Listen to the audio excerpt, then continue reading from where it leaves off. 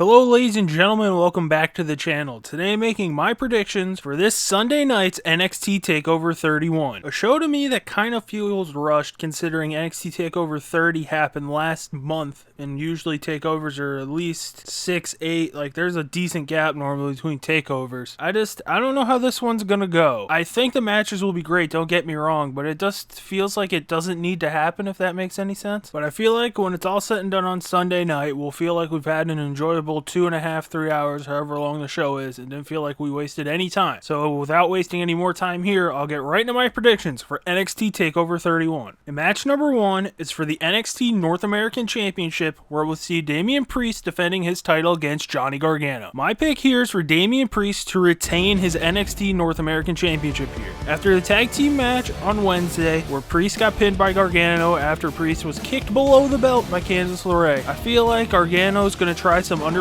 tactic here with Priest countering it and getting the win and keeping this North American Championship. I believe this also because, as I said, like TakeOver 30 just happened and I feel like a quick title switch won't really make any sense here, and I feel like Gargano can say he got gypped or something and we'll just keep going after some other title or just go after Priest one more time. So now on to match number 2. And match number 2 is for the Cruiserweight Championship, where we'll see Santos Escobar defending his title against Isaiah Swerve Scott. With the way this rivalry's been building, with Swerve being the only person to beat Santos Escobar before he fully changed into what he is now, with other teams and people getting involved throughout this whole little run of the rivalry, I feel like this is going to be like the definitive ending of this for now. And with Swerve being the only person to beat Escobar, I feel like Escobar is going to put that to bed here and keep his Cruiserweight Championship. With the way that the Cruiserweight title is viewed by like the general public here, I feel like NXT is just going to be working overtime to get this, I guess you would say, like Cruiserweight funk off of the title. Like, it's been a while since it was mixed in with the main roster and probably should be on its way now. But when they gave Devlin the Cruiserweight title, then this whole situation we're all in has happened. And then this title that Escobar has was the interim Cruiserweight title, which then Jordan Devlin had his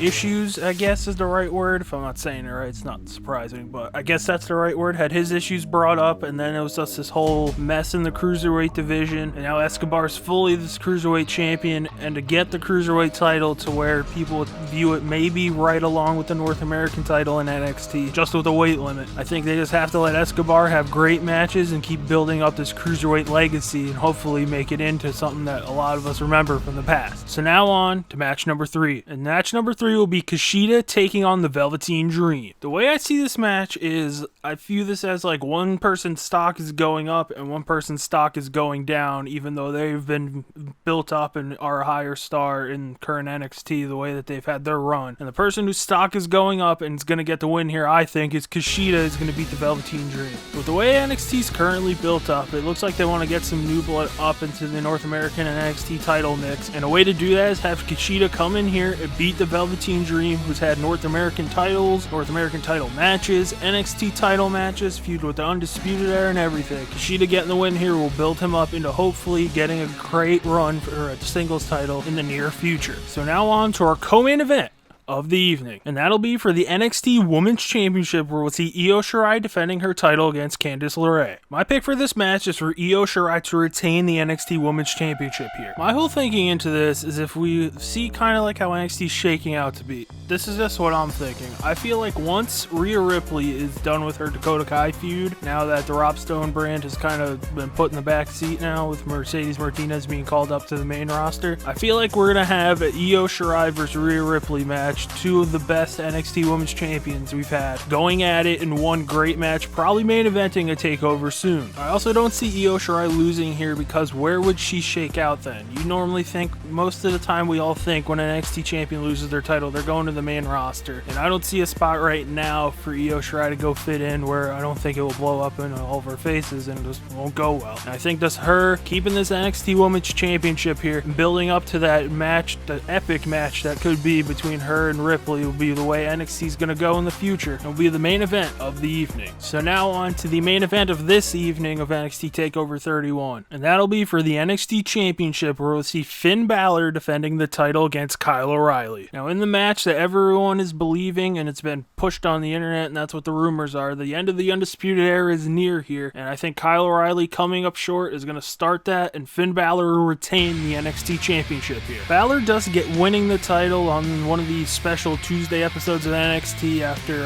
Karrion Kross came down with his injury. I just don't see the title switch happening, and with the current rumors that are being speculated on the internet of the Undisputed Era splitting up, where Adam Cole and Kyle O'Reilly are both turning face, and Roderick Strong and Bobby Fish are going to be staying heel, which I think is just a very weird dynamic. I think O'Reilly losing here, you'll see Strong and Fish just being pissed at him, being like, you failed us, but Cole's like, hey, it's a hard person, I've lost to him, you guys don't understand here. It's where the split begins, and then that will more than likely just be how NXT TV is carried here for the next couple weeks, maybe months. I don't know when the next takeover could be. It's where we'll be seeing the Undisputed Era going at each other's throats before maybe we get a four-way, or more than likely the next takeover is like in a month or so, who knows at this rate, that we'll have the tag match of Cole and O'Reilly against Fish and Strong being in the middle of a card soon. And then in the case of Finn Balor, all signs are kind of pointing to the mystery person who many are speculating is Bo Dallas coming in, and that's probably where Balor will be taking next to defend his title against the returning NXT champion down the road that Balor will be taking on defending the title until Karrion Kross is healed and recovered, whenever that could be. So that'll do it for my predictions for NXT TakeOver 31. Leave your thoughts in the comments section below. If you like the video, hit the like button. If you like what I'm doing on this channel and want to see more, hit that subscribe button. And as always, thanks for watching.